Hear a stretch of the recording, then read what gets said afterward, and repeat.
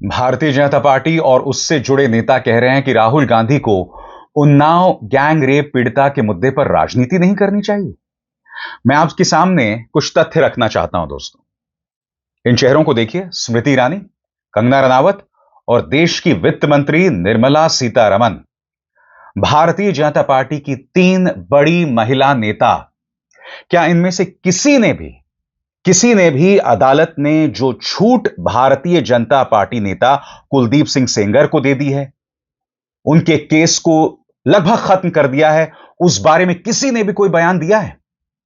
सबसे बड़ी बात, उन्नाव गैंगरेप पीड़िता ने प्रधानमंत्री नरेंद्र मोदी से मिलने की अपील की थी, मगर उनसे मुलाकात नहीं की उन्होंने। उन्हें थक हार कर फिर राहुल गांधी से मुलाकात करनी पड़ती है। राहुल गांधी और सोनिया गांधी दोनों उन्हें समय देते हैं और इसी दबाव के चलते अब सीबीआई आगे जाकर अदालत के, दिल्ली हाईकोर्ट के फैसले को चुनौती देने वाले हैं। यानी कि अगर राहुल गांधी के साथ उन्नाव की गैंग रेप पीड़िता ने मुलाकात ना की होती तो शायद सीबीआई इसे बड़ी अदालत में चुनौती भी नहीं देती, क्योंकि हम सब जानते हैं कि उन्नाव गैंग रेप पीड़िता के साथ दिल्ली पुलिस ने किस तरह का बर्ताव किया था। देखिए। क्या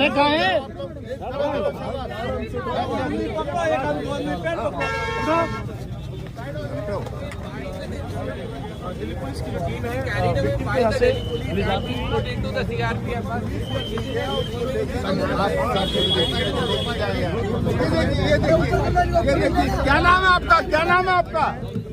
क्या नाम है आपका? और अब राहुल गांधी को नसीहत दी जा रही है कि आप इस मुद्दे पर राजनीति ना करें। एनएचआरसी के सदस्य प्रियांक कानूंगो जो कह रहे हैं ना, वो निहायत ही हास्यास्पद है। अरे साहब, पहले अपने गिरेबान में झांकिए।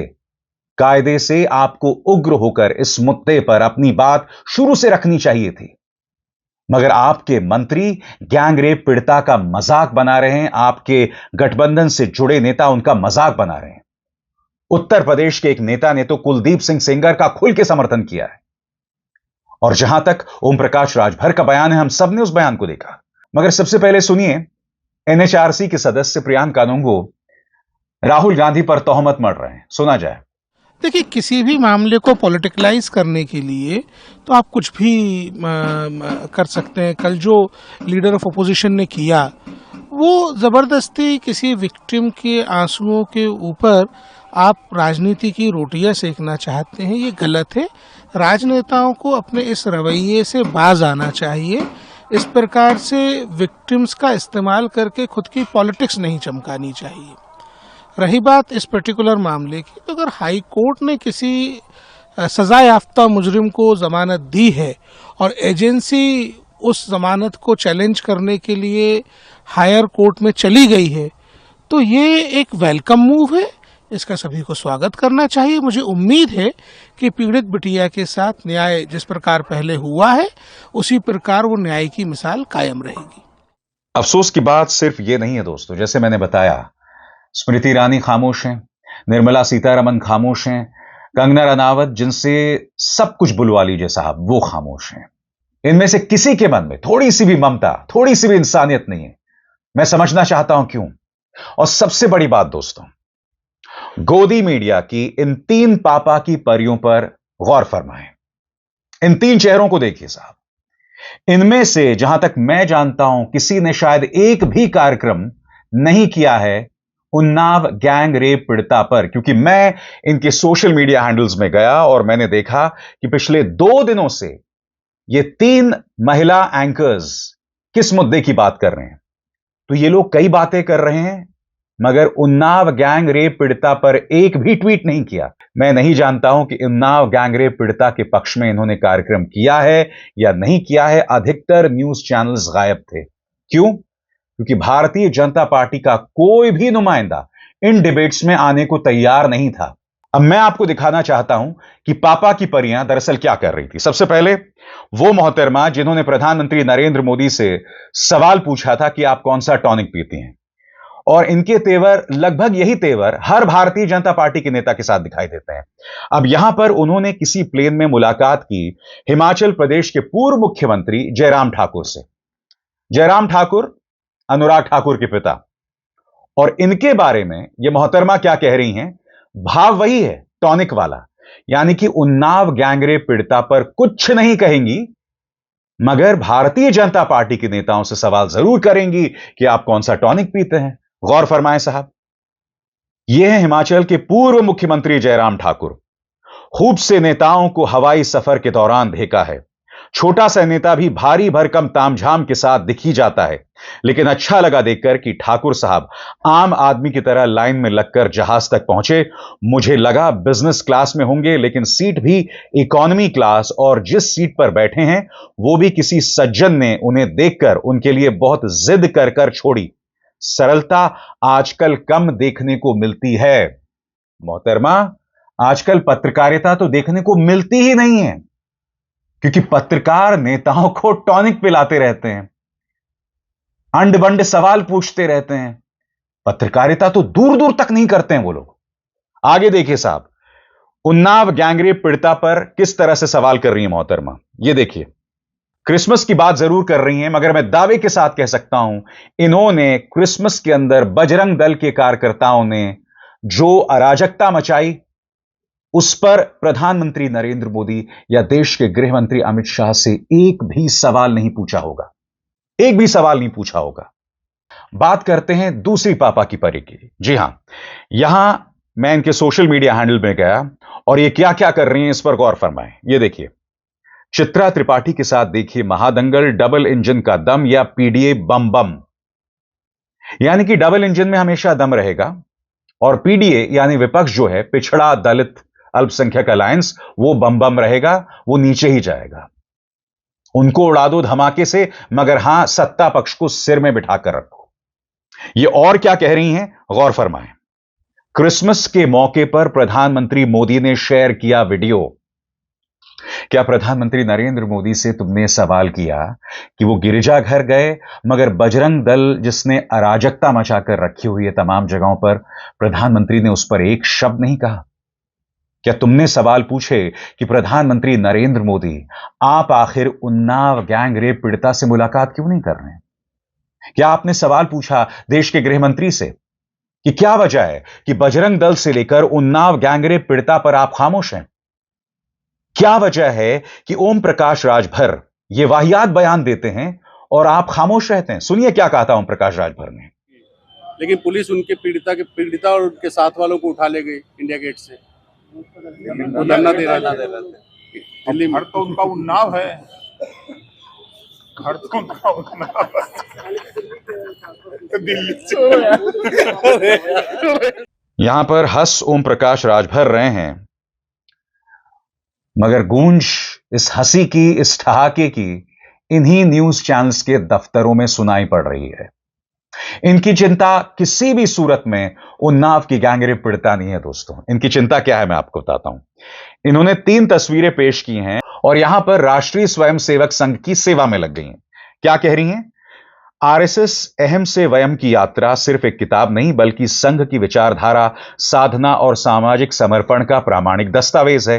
यह पुस्तक आरएसएस की 100 वर्ष की यात्रा को केवल घटनाओं के क्रम में नहीं बांधती, बल्कि उस विचार चेतना को सामने लाती है जिसने व्यक्ति को मैं से निकालकर हम की भावना से जोड़ा, और लंबी चौड़ी तारीफ उस किताब को लेकर की गई है। आप देख सकते हैं दोस्तों, इतना लंबा ट्वीट है, मगर उन्नाव गैंगरेप पीड़िता के बारे में एक शब्द नहीं। ना बजरंग दल की अराजकता पर कोई कार्यक्रम, और उन्नाव गैंगरेप पीड़िता को ये लोग सब भूल गए। आगे यहां पर इन्होंने 4 तस्वीरों का इस्तेमाल किया है और उत्तर प्रदेश पुलिस और साइबर पुलिस को चिन्हित किया है। ये बता रही हैं कि ये व्यक्ति आर्टिफिशियल इंटेलिजेंस के जरिए जो है वो उन्हें बदनाम करने की कोशिश कर रहा है। कह रही हैं कि एआई के दुरुपयोग और धोखाधड़ी का यह दूसरा मामला हाल में मेरे संज्ञान में आया है, जिसमें एक व्यक्ति अपने आप को बड़ी पोजीशन पर बताकर मेरा रिश्तेदार होने का दावा करके लड़कियों को शादी का झांसा दे रहा है।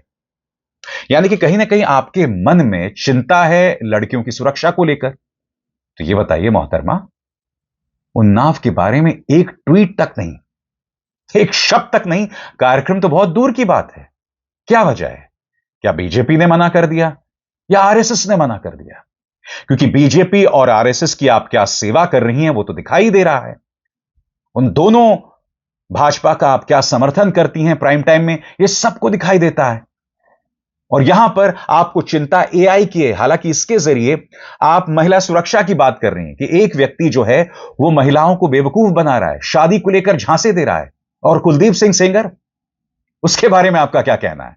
और आगे बढ़ने से पहले एक जरूरी संदेश, मेरे कार्यक्रमों के लिए आप नोटिफिकेशन का इंतजार मत कीजिए।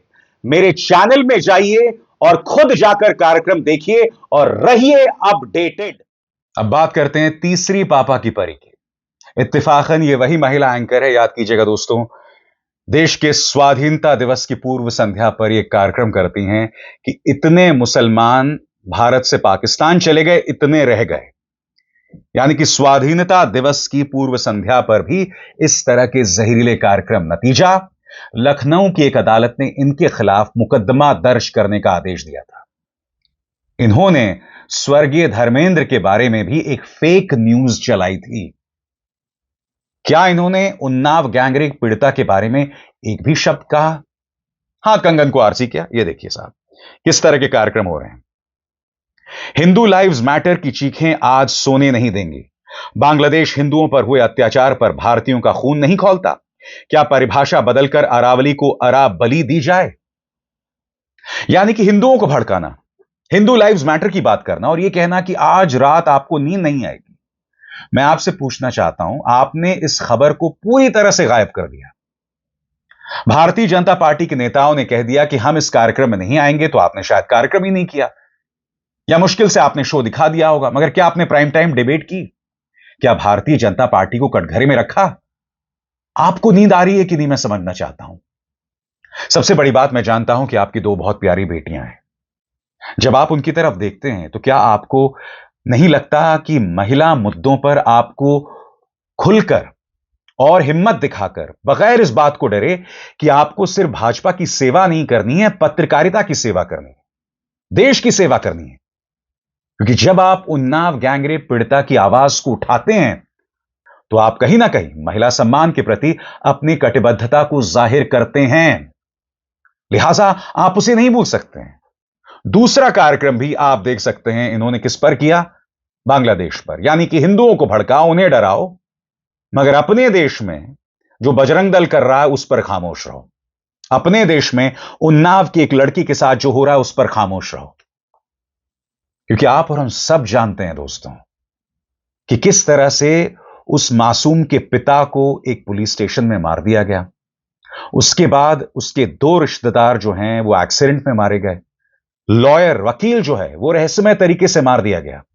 ये सब चीजें हो रही थी और कटघरे में एक शख्स था जिसका नाम था कुलदीप सिंह सेंगर। मगर मजाल है ये लोग इस मुद्दे पर डिबेट करें। शर्म इनको मगर आती नहीं। मगर इस मंच पर हम इन्हें कटघरे में रखते हैं, ये मेरा वादा है। अभिसार शर्मा को दीजिए इजाजत। नमस्कार।